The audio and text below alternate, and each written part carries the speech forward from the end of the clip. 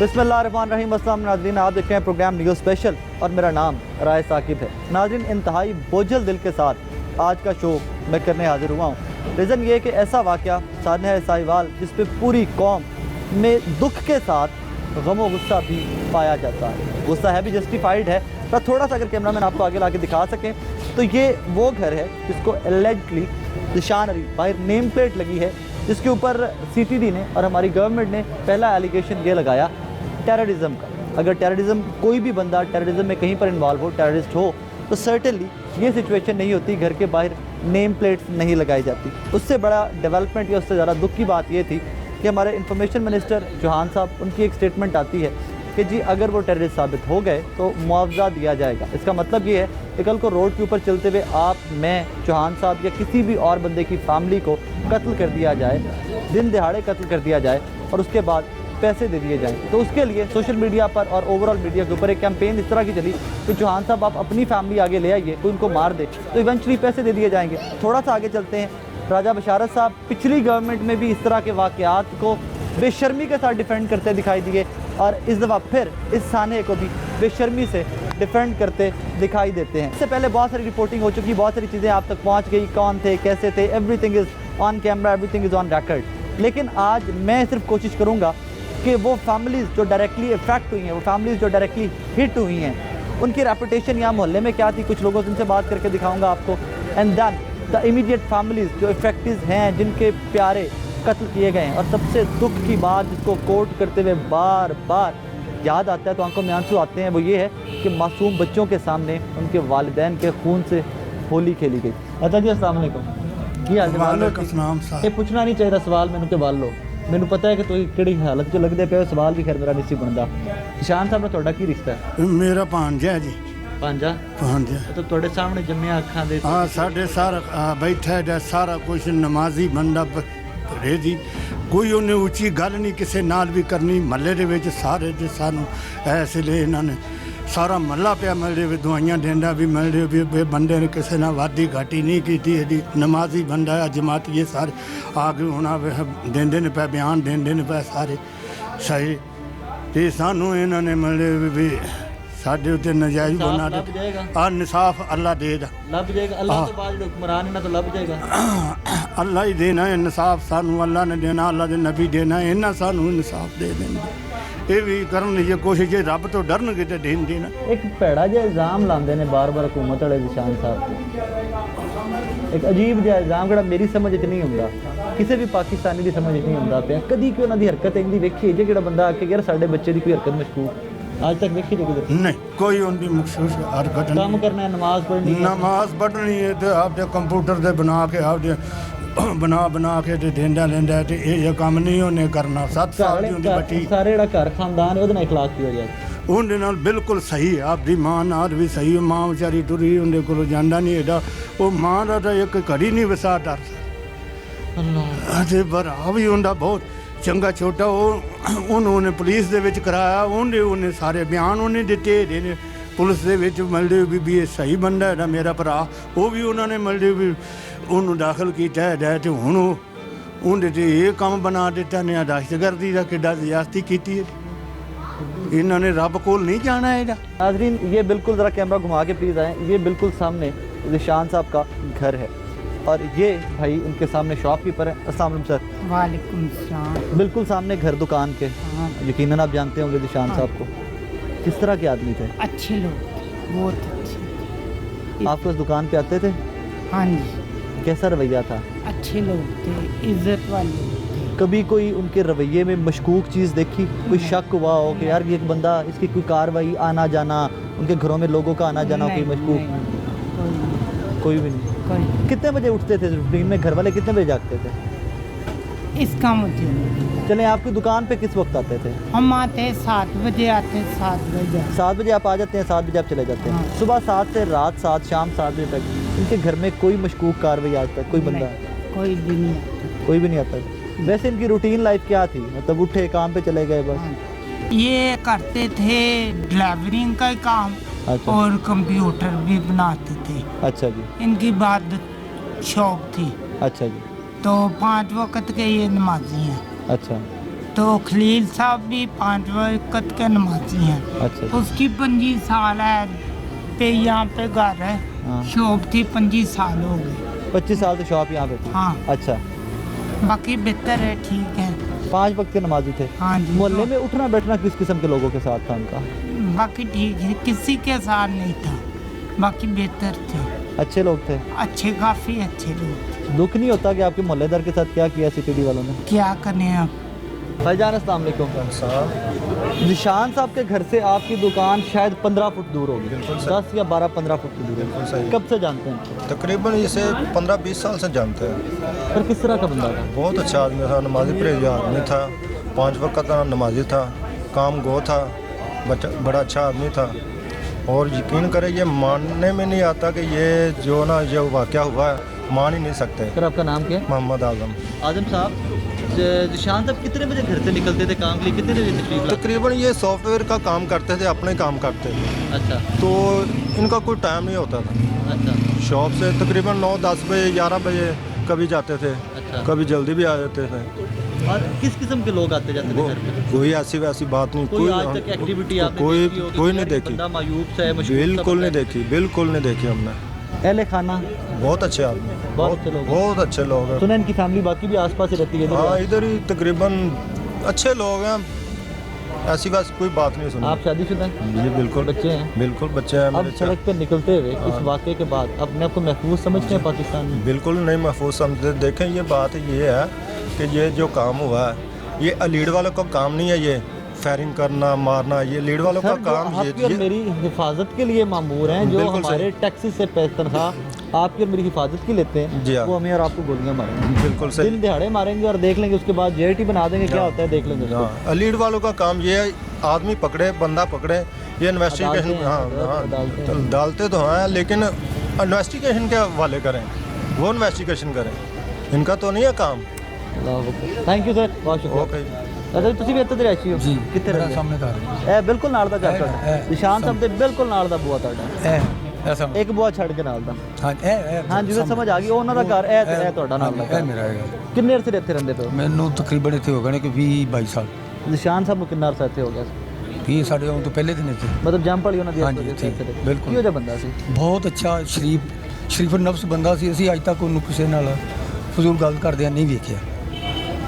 ਸਮਝੇ? ਅੱਛਾ ਜੀ, ਤੁਹਾਡੇ ਕੋਠੇ ਤੇ ਅਗਰ ਖਲੋਈਏ ਤਾਂ ਮਤਲਬ ਪੂਰਾ ਕੋਠਾ ਵੀ ਨਜ਼ਰ ਆਉਂਦਾ ਘਰ ਵੀ? ਸਭ ਕੁਝ ਨਜ਼ਰ ਆਉਂਦਾ। ਕਦੀ ਕੋਈ ਮਸ਼ਕੂਕ ਕਾਰਵਾਈ ਅੱਜ ਤੱਕ ਅਸੀਂ ਕੋਈ ਐਸਾ ਬੰਦਾ ਇਹਨੇ ਘਰ ਨਹੀਂ ਵੇਖਿਆ। ਵਿਚਾਰੀ ਉਹਦੀ ਮਾਂ ਮਜ਼ਦੂਰ ਹੈਗੀ ਹੈ, ਮਿਹਨਤ ਮਜ਼ਦੂਰੀ ਕਰਕੇ ਉਹਨਾਂ ਨੂੰ ਪਾਲਿਆ ਹੈ। ਸਮਝ ਆਈ?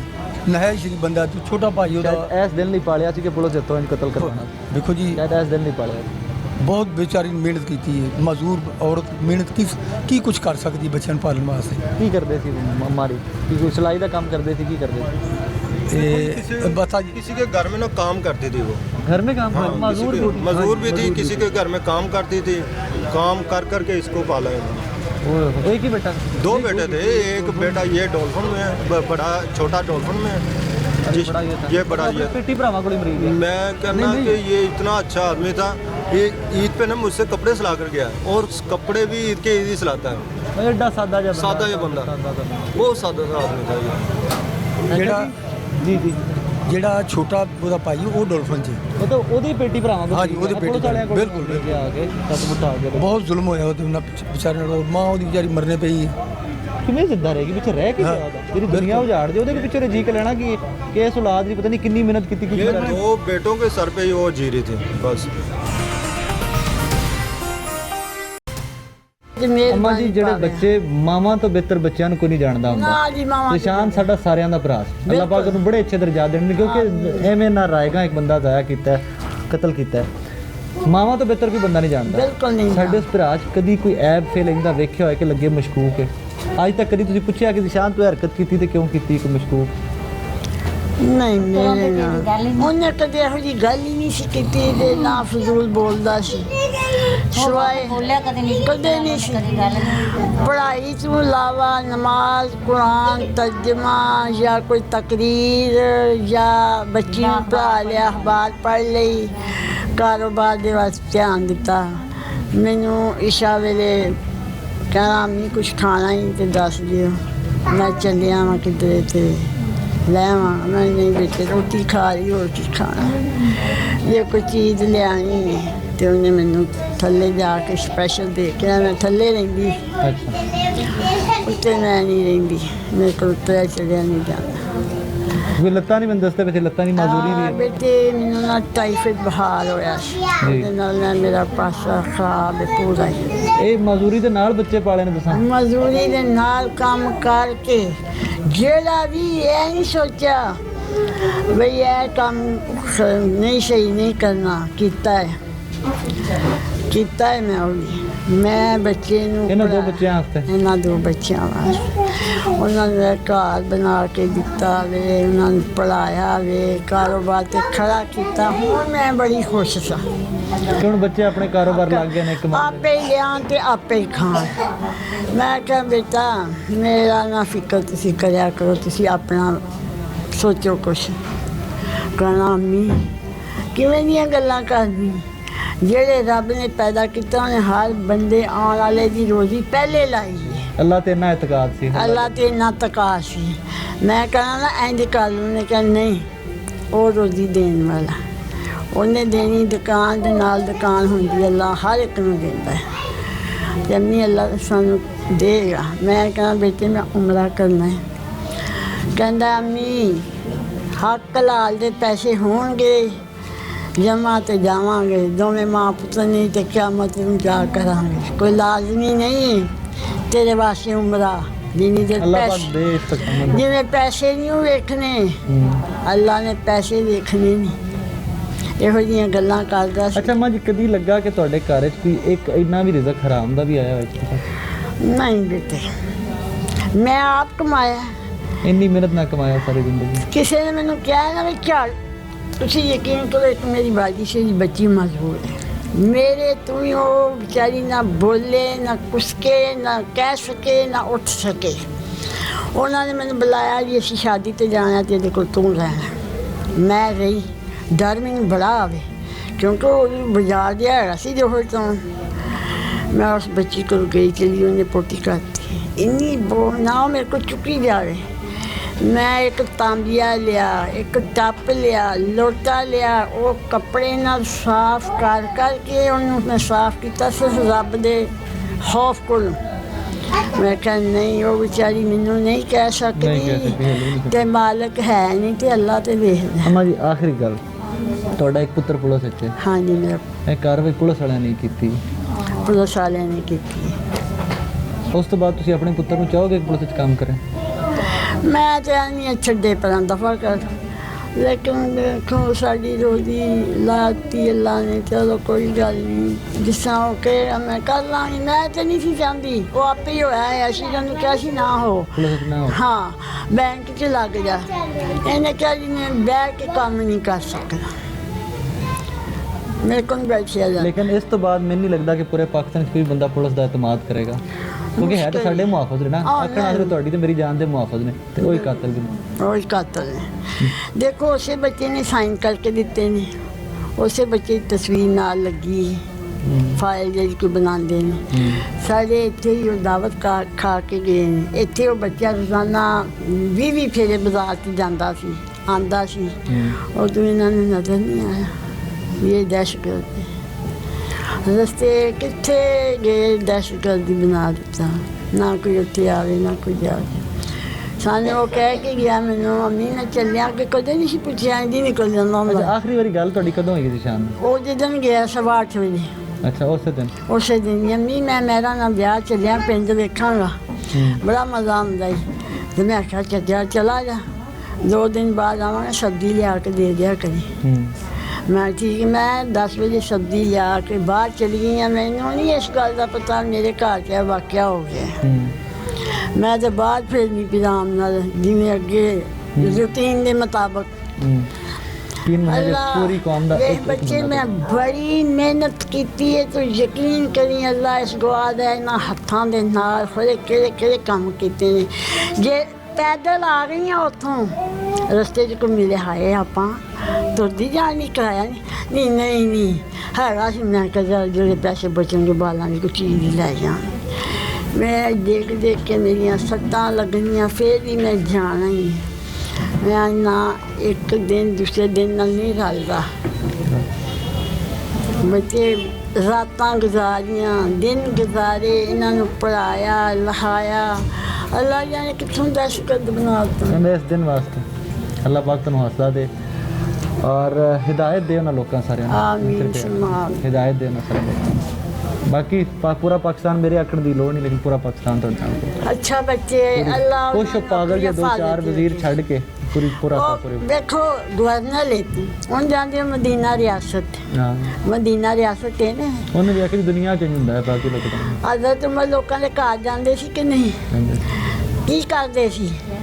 जाके हाल चाल पूछना, कोई मसला मसाइल है तो ये गवर्नर साहब आए नहीं, मैंने अफसोस ही मैं नहीं आंदी बिहार में। नहीं, ਤੁਹਾਡਾ ਬਿਲਕੁਲ ਬਣਦਾ ਤੁਹਾਡਾ। देखो हुक्मरान है, ਅਸੀਂ ਆਪ ਲਿਆਂਦਾ ਇਹਨਾਂ ਨੂੰ, ਆਪ ਹੀ ਵੋਟ ਦਿੱਤੇ, ਆਪ ਹੀ ਲਿਆਂਦਾ, ਆਪ ਹੀ ਲਿਆਂਦਾ। ਉਹਨੇ ਮੈਨੂੰ ਇਹ ਨਹੀਂ ਪੁੱਛਿਆ, ਮੇਰੇ ਨਾਲ ਬੈਠਾ ਹੈ ਤੇ ਸਾਡੇ ਘਰ ਆਇਆ ਹੈ। ਚਲੋ ਅਫਸੋਸ ਹੀ, ਚਲੋ ਜੀ ਦੁਆ ਕਰੋ।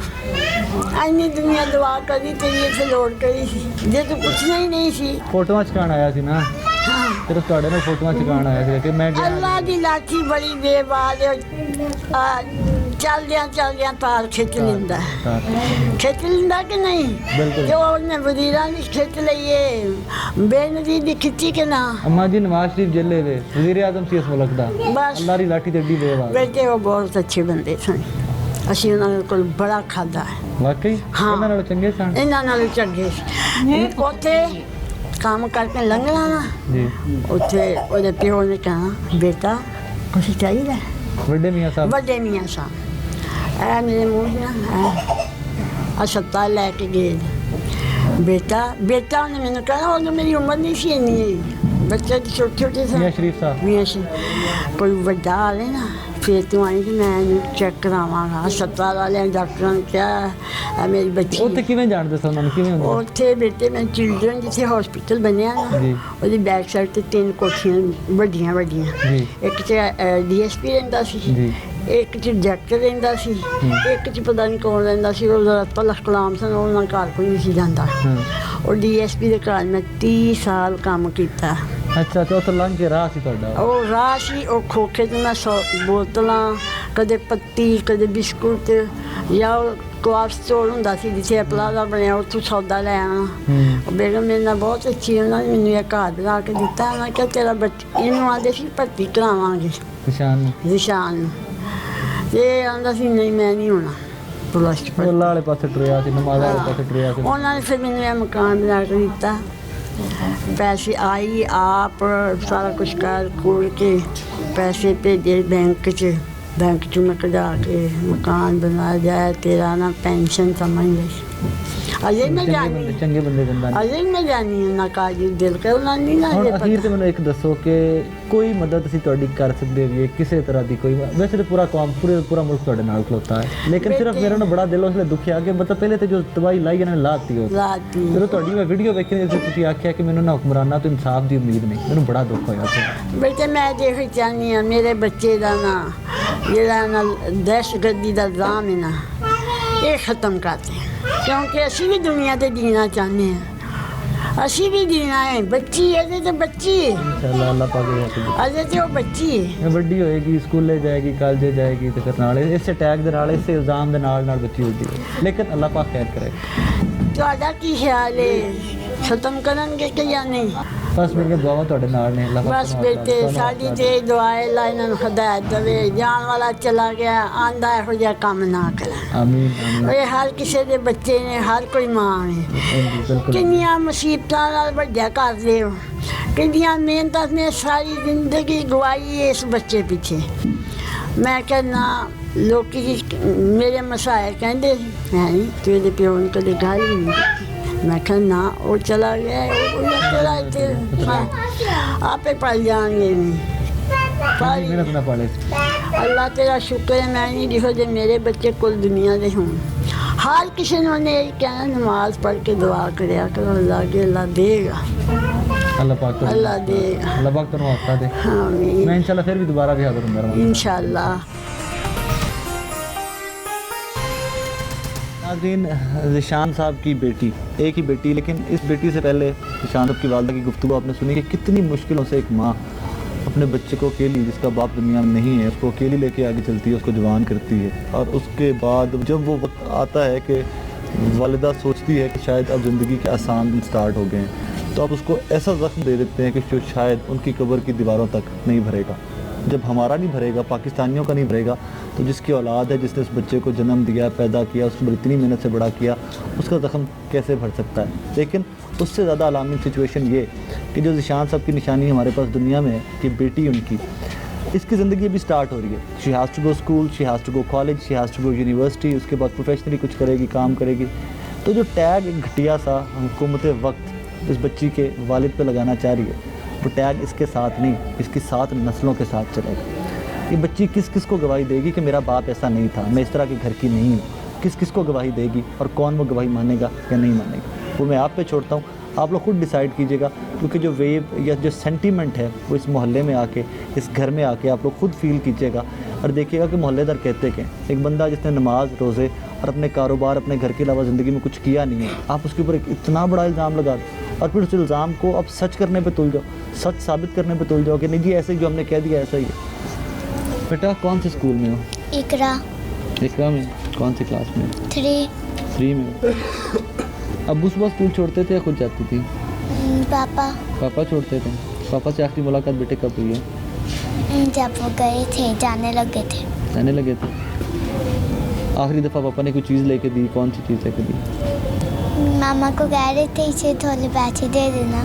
तो मिले थे पैसे? कितने पैसे मिले थे? वो शायद मामा के पास है, अभी मुझे याद नहीं। मामा के पास ही। पापा कितने बजे घर आते थे बेटे? रात को। अब आपके सोने के बाद आती थी? और सुबह जाते कितने बजे थे? शाम को आते थे। शाम को जाते, सुबह घर पे होते थे। आपको स्कूल छोड़ा है, फिर घर पे रहे, उसके बाद शाम। क्या लगता है पापा को इंसाफ मिलेगा, आपको इंसाफ मिलेगा? पाकिस्तान में रहती, बहुत छोटा सा ज़हन है आपका, अभी बहुत छोटी उम्र है आपकी। अब मेरे बच्चों की मतलब हमारे वो सवाल भी इस तरह के नहीं है कि मैं आपसे कर सकूं, लेकिन जो पापा के साथ हुआ बेटे बहुत गलत हुआ। शायद आपको पता भी नहीं कि हुआ क्या, और मैं कभी बताना भी नहीं चाहूँगा। मैं कोशिश करूँगा घर वाले भी कभी ना बताएं कि हुआ क्या, लेकिन आपके पापा बहुत अच्छे इंसान थे। अब होता है इस चीज़ का, आपके पापा बहुत अच्छे इंसान थे, पता है? प्यार करते थे पापा? अच्छा, माँ ज़रा प्यार करती थी, पापा ज़रा प्यार करते? पापा ज़रा प्यार करते। और चाचू भी करते? पापा की याद आती है? क्या करती है जब याद आती है? कि फ़ोटोएँ लगी हुई हैं घर में इनकी? क्या तस्वीरें लगाई हुई हैं कि उनकी घर में? लगाई नहीं है, रखी हुई है। चलो बेटे, बहुत मेहनत करनी है, पढ़ना है, पढ़ के बहुत बड़ा अफसर बनना है, ताकि ये जो इस तरह के जाहिल लोग हमारी पुलिस में या हमारे इदारों में है ना, आप उनको ठीक कर सकें, ताकि ज़िशान साहब वाला वाक़या कभी दुनिया में दोबारा ना हो। ठीक है? अल्लाह पाक आपको सब्र दे। और इसी तरह हंसते हुए, दुख बहुत बड़ा मेरी जान, लेकिन पूरे का पूरा मुल्क आपके घर के साथ खड़ा, पूरे का पूरा मुल्क आपके ख़ानदान के साथ। ठीक है? खान साहब से, इमरान खान साहब, वज़ीर आज़म साहब से कोई अपील करना चाहोगे? क्या कहना चाहोगे? मैं कहना चाहूँगी इंसाफ चाहिए हमें से। बेटे पेन तो नहीं हो रहा ज़्यादा? पेन नहीं हो रहा। डॉक्टर मेडिसिन दे रहे हैं? मुझे बड़े दुख के साथ, मुझे माफ़ कर दीजिएगा कि बार बार लोग आपको हंसा भी रहे होंगे, तंग भी कर रहे होंगे आपको। बेटे हुआ क्या था वहाँ पे साहिवाल का? टेंशन लेनी, सही बता दो। मैं पापा और पापा के दोस्त जीजान हम मोटे बातें कर रहे थे। इतना सफर आ गया गाँव में, इतना आ गया मैं उसकी शादी हम ऐसे मजा लेंगे, ऐसे बातें कर रहे थे कि हाँ इन लोगों ने हमारे पहले गाड़ी रोक दिया। हमारे गाड़ी के ना आगे आके खड़े हो गए, पिस्तौलें आगे कर ली इन लोगों ने। पिस्तौलें आगे करके कहा जो आपने थोड़ी सी हैंडल भी ला लिया, हमने आप पे ना फायरिंग करना शुरू कर देनी है। फिर ना पापा कहते चलो ना करो, हम इनको पैसे देंगे। फिर पापा ने बाद मेरे को कहा पैसे ले लो, मैं माफ़ कर दूँ, हमारी पूरी गाड़ी की तलाशी ले लो। हमने कुछ नहीं किया। इन लोगों ने पापा के बाद इन लोगों ने ना फायरिंग करना शुरू कर दी। बेटे ये ना दर्द होगा ना उनको, दर्द होगा उनको जी। उन लोगों ने ना फायरिंग करना शुरू कर दी। तो बाद में उन लोगों ने ना मुझे मेरी टांग में लगी, मेरी बहन के शीशा लगा हाथ में। इन लोगों ने हमें निकाल के ना घर से, हमारी गाड़ी से निकाल के अपने डाले के आगे उठा दिया। और ये दोबारा हमारी गाड़ी का सारा सामान भी ये निकाल के ले गए। और इन लोगों गाड़ी में सामान क्या क्या पड़ा हुआ था? टैची था सारों कपड़ों का, और दूल्हे का भी कपड़ा था सारा, दुल्हन का भी था, सरबाले का भी था, सरवाला किसने बनना था, आपने? नहीं। सरवाला आपने बनना था। हाँ, अच्छा, रास्ते में कहीं पे जब आप लोग रुके हो तो कोई बंदा पुलिस वाला आपके पास आया हो, या कभी कोई रास्ते में लाहौर से निकल के जब आप लोग सारे रास्ते गए हो, कोई पुलिस वाले रास्ते में नहीं, मिले? वो पीछे अमरूद वाला खड़ा था, बस वहाँ ही रुके हैं। उसको फिर कोई हमें मिला ही नहीं वहाँ। तो आपने कभी आगे पीछे अगर नज़र पड़ी हो तो कोई पुलिस की गाड़ी पीछे तो नहीं आ रही थी रास्ते में कहीं पे? पीछे को नहीं देखा मैंने, आगे को देखा। आपकी जो गाड़ी के शीशे थे वो काले थे? नहीं। तो पुलिस वाले कहते हैं बेटा कि जो शीशे जो तो गाड़ी के थे वो काले थे, आम सफेद शीशे थे, बीच में से बाहर नज़र आ रहा था सारा? हाँ, सारा कुछ नज़र आ रहा था बाहर। अच्छा, पापा ने कहा कि पैसे ले लो पुलिस वालों से, मुझे कोई कुछ ना कहना। पुलिस वाले कहते क्या थे बार बार? बाबा बस वो बस एक बार उन लोगों ने कहा आपने थोड़ा सा भी आगे कर लेना गाड़ी, मैंने आप सारों को नहीं छोड़ना। और ड्राइवर ने कुछ नहीं किया। फिर सबसे पहले उन लोगों ने ड्राइवर को मारा। फिर नहीं। अच्छा, ड्राइवर से बात हुई पुलिस वालों की?